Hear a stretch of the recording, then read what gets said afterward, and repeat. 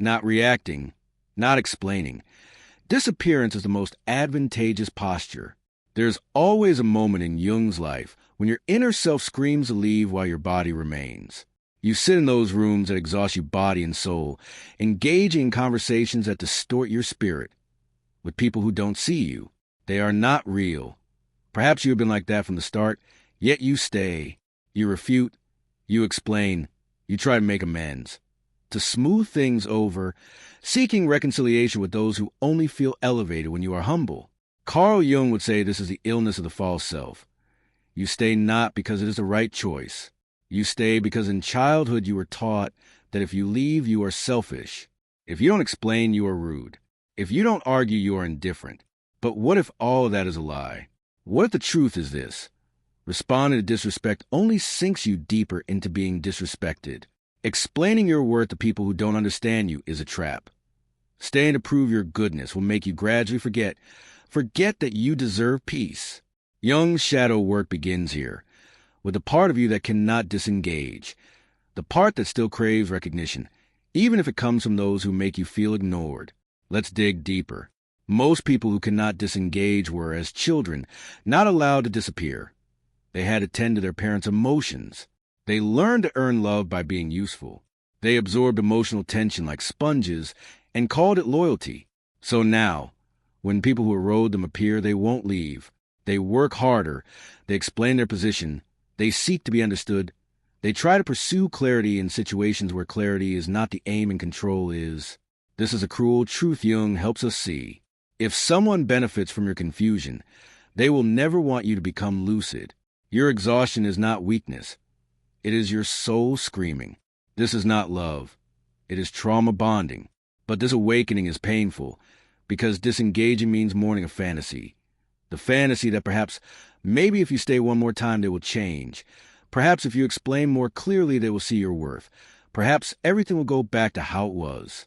Jung was clear. The most terrifying thing is fully accepting yourself.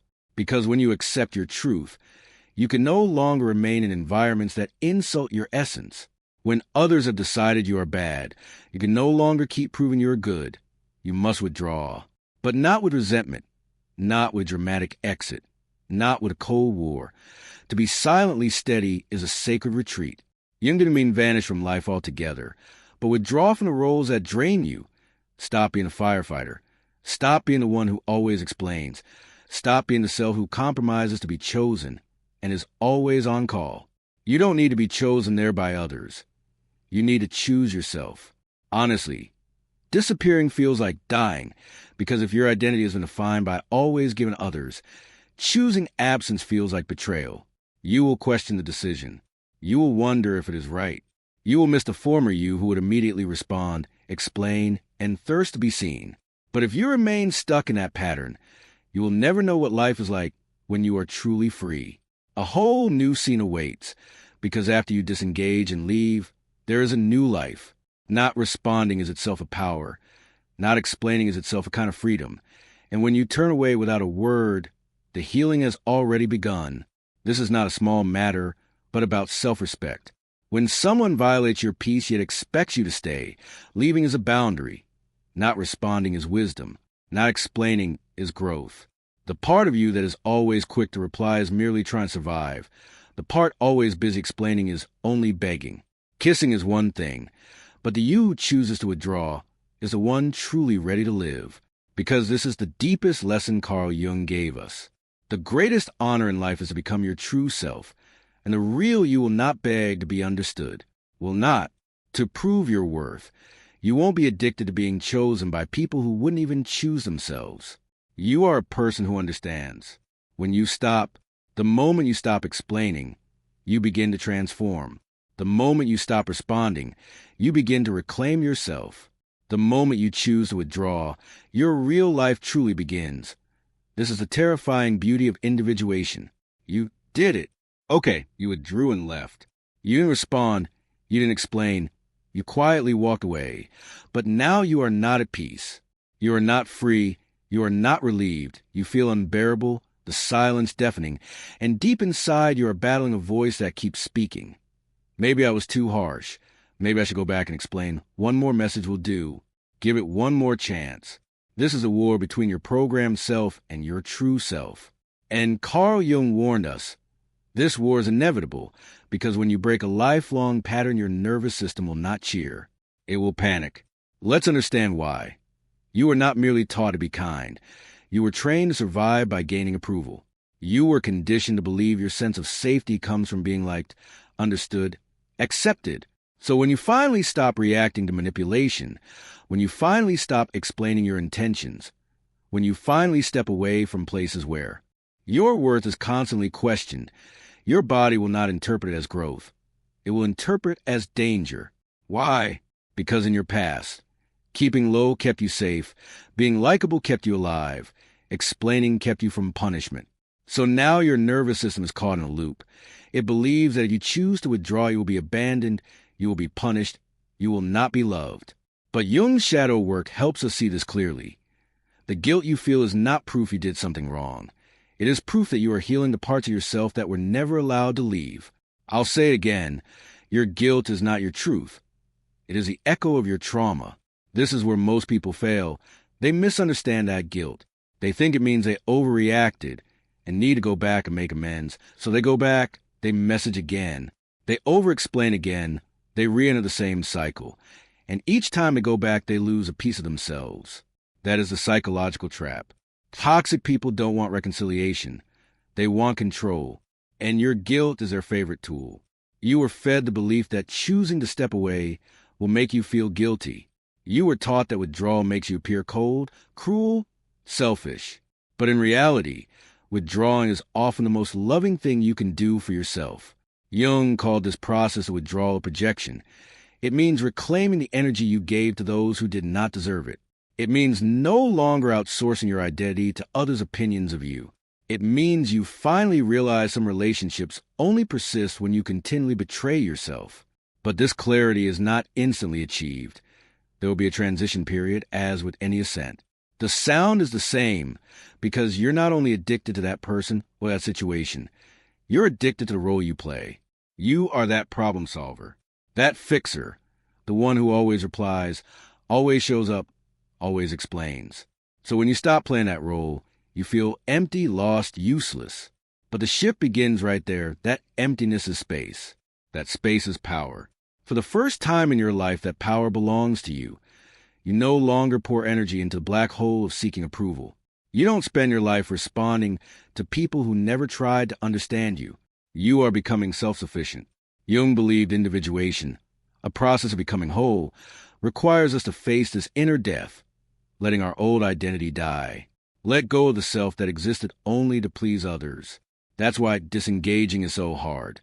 It's not merely cutting contact, but severing the tie that binds your worth to being liked by others. It's mourning the identity that once allowed you to survive, and mourning is painful and complicated. You will miss the people who hurt you. You will romanticize the chaos. You will doubt your memories. You will rewrite the past and make them look better and yourself look worse. But that is still a trauma response. Your brain trying to escape discomfort by retreating to what is familiar, even if that familiarity is harmful. So what do? You keep silent and let the silence speak for you.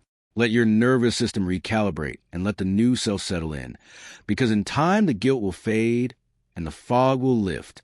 In its place, new things will appear. Self-respect. This self-respect cannot be manipulated. It no longer reacts to disrespect. This self-respect doesn't need to be explained, defended, or proven. It simply exists.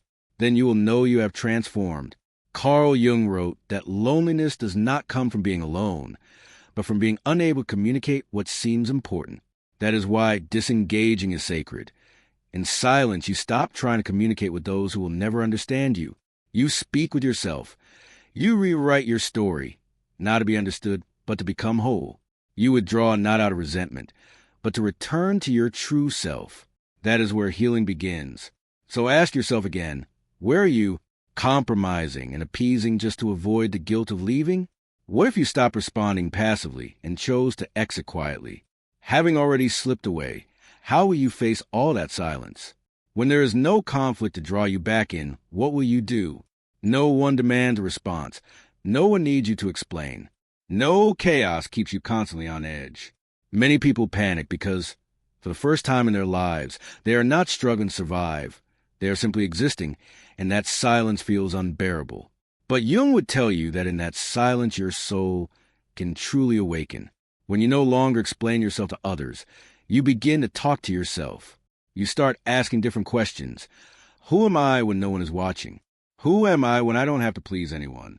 Who do I become when I'm no longer begging to be understood? These questions are frightening because they have no external lights to guide them. They require facing inner truth directly. And Jung's greatest gift to us is this revelation. Our most powerful strengths come from the parts of ourselves we have long tried to suppress. You see, withdrawing is not about escaping others. It is about facing yourself. You are no longer distracted by trying to be liked. Now you must face those unhealed wounds. Now you have to confront the shadows. Fear, anger, abandonment, guilt, sadness. They surge like a tide because they finally have a place to reside. But Jung said it best. Ideally, one does not awaken by imagining images of light, but by recognizing the darkness. When you stop reacting to stress, you will meet those parts of the self that formed merely to survive. The part of you that once said no but ended up saying yes. The part that should have spoken up but kept silent. The part that smiled when your soul was breaking. These parts are not wrong. They are your way of surviving. But now you no longer need to force yourself to survive. You need autonomy. And autonomy begins when you stop explaining yourself to those who insist on having their own way, to those who use your vulnerability as ammunition, to those who only love you when you are under their control. So you choose to withdraw, and what you discover is shocking. They never truly cared about you. They cared about your role, your value, your compromises, the will you left behind. And when you take all that back, they drift away. That is your freedom, because now you understand. You are not crazy. You did not overreact. You are not wrong. You have finally become clear-headed. Jung called this individuation, the process toward wholeness, and the cost of wholeness is loneliness. Not forever, just temporary. Because when you stop responding, you are no longer on the same frequency as those who need you to be fragmented. And in that quiet, miracles happen. You begin to rebuild yourself, not to show off, not to prove anything, but to live your truth. What you build are boundaries, not walls. You speak not to explain, but to express. You choose devotion not to attract attention, but to align with your core. This is the power of withdrawing. It resets the compass of your heart. It filters your life. It teaches you the true meaning of calm. Until now you mistook mere survival for worthiness. You mistook chaos for passion. You mistook guilt for responsibility. Now you understand. Now you know. True calm at first may feel bland, but it is the beginning of real strength. Carl Jung believed we all carry unconscious patterns that try to control life until we finally bring them into the light. And when you remain silent in that moment, refusing to respond or explain, that is the light of awakening. You withdraw not to punish them, but to protect yourself, to examine your original intention, to settle your soul, to rewrite your story. Because once you know yourself, no one can use you to hurt yourself again. Your emotions will become resilient and composed, not because you feel nothing, but because you finally see through everything. This is the final stage of transformation, when silence turns into clarity, when solitude becomes strength. When self-respect becomes your norm, you will know you have succeeded. When someone disrespects you and you remain unmoved, you simply let it go and walk away. No words, no conflict, no guilt, only quiet. So here is your final question. In your life, where are you still forcing yourself to explain to be accepted? If you stop, what will happen? Remember, you do not need to prove your worth. You need to guard your peace and move forward calmly.